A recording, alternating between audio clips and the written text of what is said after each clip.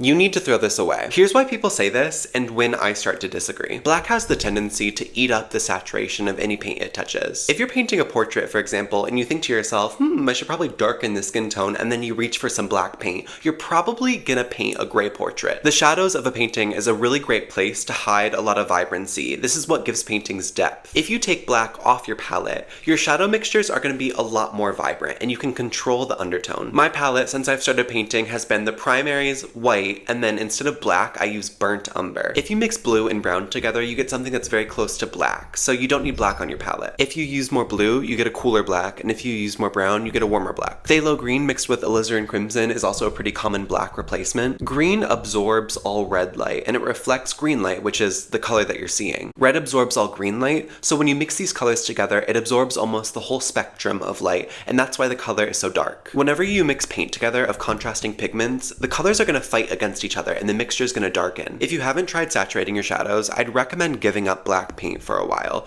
For the most part, I think that this rule is productive. However, here's where I disagree. No matter what colors you mix together, you're never going to find a paint that is as dark as black from the tube. A true black absorbs all light. It is the most desaturated color that exists, and it's necessary if you want to have access to the limit of contrast. I believe that these moments are rare. Oftentimes, it's only a brushstroke or two in a whole painting, but if you turn yourself celibate to black, you're missing this opportunity. Paint that covers in one coat is very celebrated, but I don't think that people talk about transparent colors enough. If you mix them with white, they become opaque, just like any other paint, but straight out of the tube, they have an incredible depth that is irreplaceable. That's why phthalo green and alizarin crimson make such a good black. It's because they already have an incredible depth to begin with. Oftentimes, mixing transparent color with a tiny bit of black can create really useful mixtures. They have the true darkness from the black, and they have so much saturation from the transparent color. In this painting, I used a bunch of black in the hair, but I mixed it with phthalo blue so that it was saturated. The Zorn palette is super popular, consisting of yellow, red, white, and black. On this palette, the black behaves like a blue.